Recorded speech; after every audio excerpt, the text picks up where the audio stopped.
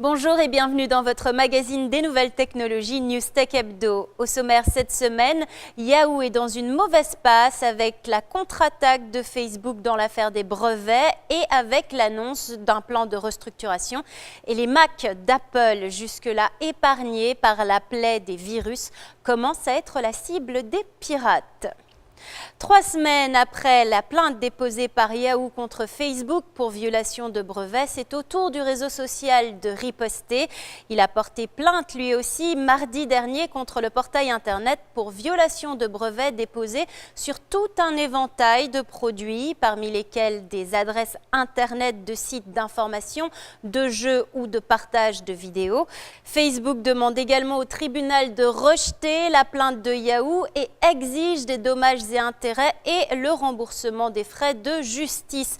De telles poursuites liées aux brevets étaient courantes chez les fabricants de téléphones ou d'ordinateurs, mais assez rares chez les réseaux sociaux. Facebook avait annoncé la semaine dernière que ces procédures judiciaires pourraient avoir un impact sur son introduction en bourse prévue dans le courant du trimestre. Le réseau social ne va donc pas se laisser faire alors que les enjeux sont si importants. Yahoo est d'ailleurs dans le creux de la vague. Cette semaine, le site internet a annoncé un plan de restructuration qui prévoit 2000 suppressions de postes. Raison avancée, le manque de fonds.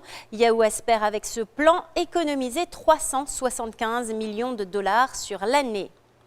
Selon la société d'antivirus Dr Web, un cheval de Troie a été détecté sur 600 000 Macs dans le monde.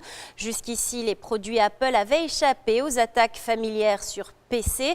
Le programme malveillant est appelé Flashback. Il est apparu en septembre 2011 en se faisant passer pour un faux plugin d'Adobe Flash Player. Il a ensuite joué sur des vulnérabilités de Java. Le simple fait de visiter un site infecté avec un Mac équipé de Java suffirait à déclencher l'installation du programme. Selon Dr Web, 57% des ordinateurs infectés sont aux États-Unis et 20% au Canada. Apple a d'ailleurs très vite mis à disposition des mises à jour de Java sans les failles dans lesquelles Flashback s'engouffre. Certains sites spécialistes préconisent tout de même de désactiver Java en attendant plus d'informations de la part d'Apple. Newstech Hebdo, c'est tout pour aujourd'hui. Je vous retrouve la semaine prochaine, toujours au Nasdaq, au cœur de Times Square à New York, pour un autre numéro de votre magazine technologique avec NYFP.